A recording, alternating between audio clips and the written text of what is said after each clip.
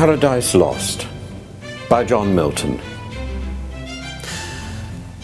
This first book proposes, first in brief, the whole subject, man's disobedience and the loss thereupon of paradise wherein he was placed.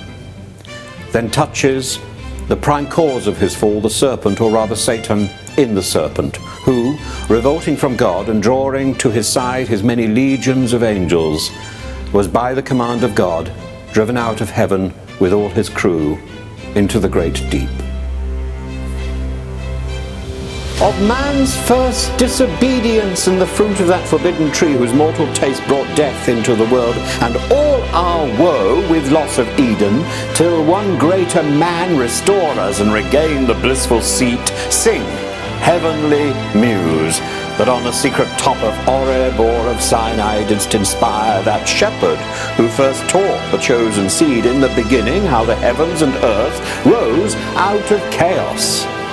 Or if Sion Hill delight thee more in Siloa's brook that flowed fast by the oracle of God, I thence invoke thy aid to my adventurous song that with no middle flight intends to soar above the Ionian mount, while it pursues things unattempted yet in prose or rhyme. And chiefly thou, O Spirit, that dost prefer before all temples the upright heart and pure, instruct me, for thou know'st, thou from the first wast present, and with mighty wings outspread, dove-like satst brooding on the vast abyss, and madest it pregnant. What in me is dark, illumine. What is low, raise and support, that in the height of this great argument I may assert the eternal providence and justify the ways of God to men. Say first, for heaven hides nothing from thy view, nor the deep tract of hell. Say first, what cause moved our grandparents in that happy state, favoured of heaven so highly, to fall off from their Creator and transgress his will for one restraint, lords of the world besides?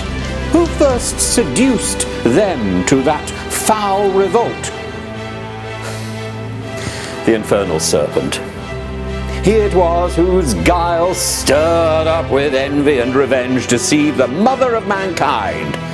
What time his pride had cast him out from heaven with all his host of rebel angels, by whose aid aspiring to set himself in glory above his peers, he trusted to have equalled the Most High if he opposed, and with ambitious aim against the throne and monarchy of God raised impious war in heaven, and battle proud with vain attempt him, the almighty power, hurled headlong flaming from the ethereal sky, with hideous ruin and combustion down to bottomless perdition, there to dwell in adamantine chains and penal fire, who durst defy the omnipotent to arms.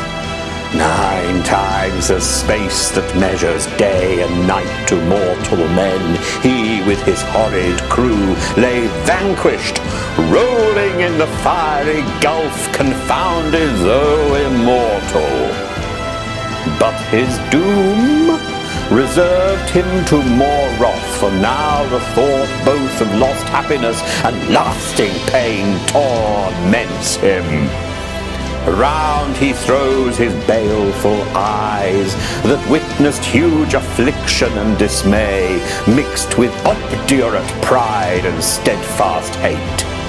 At once as angels ken he views the dismal situation, waste and wild, a dungeon horrible on all sides round, as one great furnace flamed, yet from those flames no light, but rather darkness visible, served only to discover sights of woe, regions of sorrow, doleful shades where peace and rest can never dwell, hope never comes that comes to all, but torture without end still urges, and a fiery deluge, fed with ever-burning sulphur unconsumed.